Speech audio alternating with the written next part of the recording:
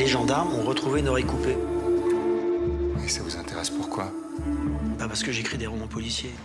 Mout, ville la plus froide de France devenue capitale du polar, la mini-série française tournée en partie ici est un événement pour les habitants. C'est sympa, on retrouve les personnages du film Poupoupidou, que j'avais bien aimé, j'aime bien Jean-Paul Rouve.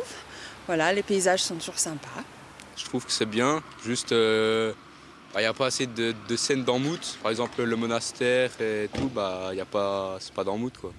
Avec la magie du cinéma, les paysages des Fours, de Pontarlier ou encore de Morteau se sont combinés pour créer un Mout fictionnel. Certains commerçants ont joué le jeu en prêtant la devanture de leur restaurant ou leur appartement. J'ai dit oui, et puis ça s'est enchaîné. Et ils ont tout changé, mon ameublement. Je me suis retrouvé dans les années 70, et voilà. Donc c'était une bonne expérience aussi pour moi. Myriam aussi a fait louer sa brasserie une semaine pour les besoins du tournage. Couture, réaménagement, décoration, tout a été agencé en une journée. Et la gérante a même pu jouer la figurante.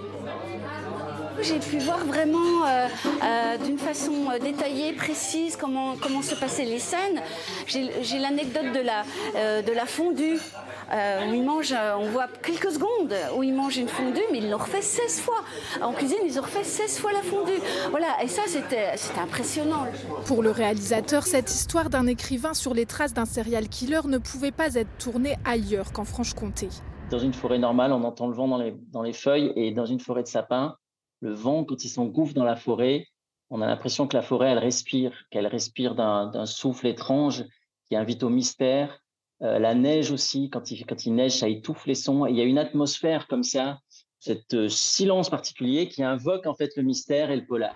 Polar Park fait déjà un carton chez les téléspectateurs en cumulant plus de 3 millions de vues depuis jeudi dernier.